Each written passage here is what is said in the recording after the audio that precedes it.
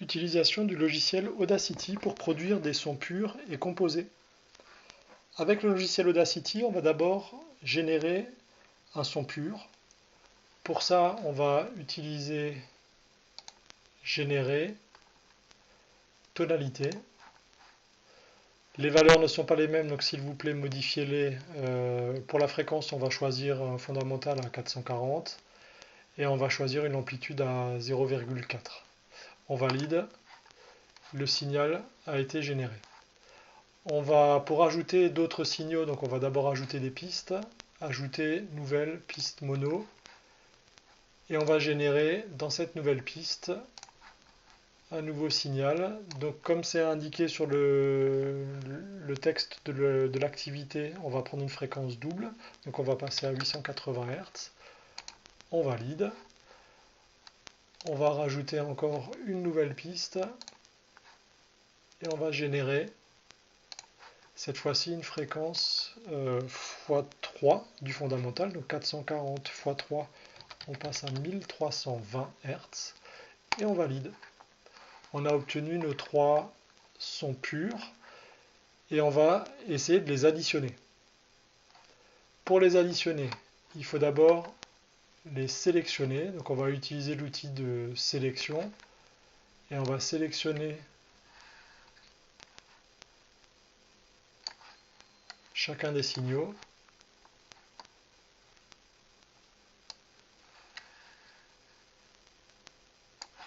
Une fois qu'on les a sélectionnés, dans piste, on va demander le mixage, donc mixer en fait, c'est additionner les trois signaux. On va demander un mix avec rendu vers une nouvelle piste, c'est-à-dire que la somme des trois signaux va être ajoutée sur une quatrième piste. On valide en cliquant. Alors pour l'instant, on ne voit pas grand-chose. Je vous déconseille de les faire les uns après les autres et de les analyser les uns après les autres parce que avec l'outil sélection, il va falloir refaire des zooms avant, refaire des zooms arrière, c'est plus compliqué.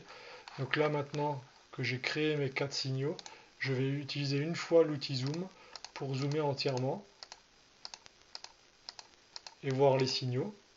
Déjà, donc on reconnaît trois sons purs, on reconnaît ce qui ressemble à un son complexe et on va d'abord les écouter. Donc pour les écouter, il ne faut pas oublier de cliquer sur solo, parce que comme ça c'est le seul son qu'on écoutera. Donc voici le son à 440.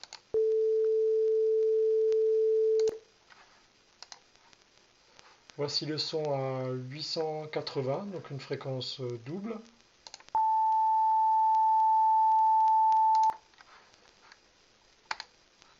Le son avec la fréquence x3, donc à 1320 Hz. Donc on a reconnu qu'on avait des sons de plus en plus aigus puisque leur fréquence a augmenté. Et le dernier son,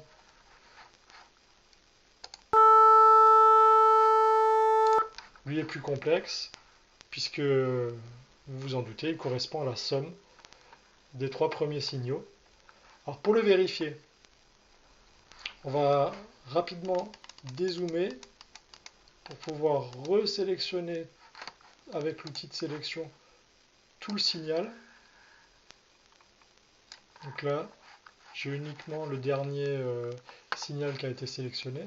Et en faisant une analyse de Fourier, puisque c'est une décomposition de Fourier, c'est un outil mathématique, on peut obtenir ce qu'on appelle un spectre de Fourier.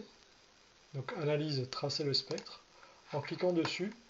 Alors attention à la taille, ne prenez pas une valeur trop petite, parce que si vous avez une valeur trop petite, vous voyez les pics ne sont pas très beaux.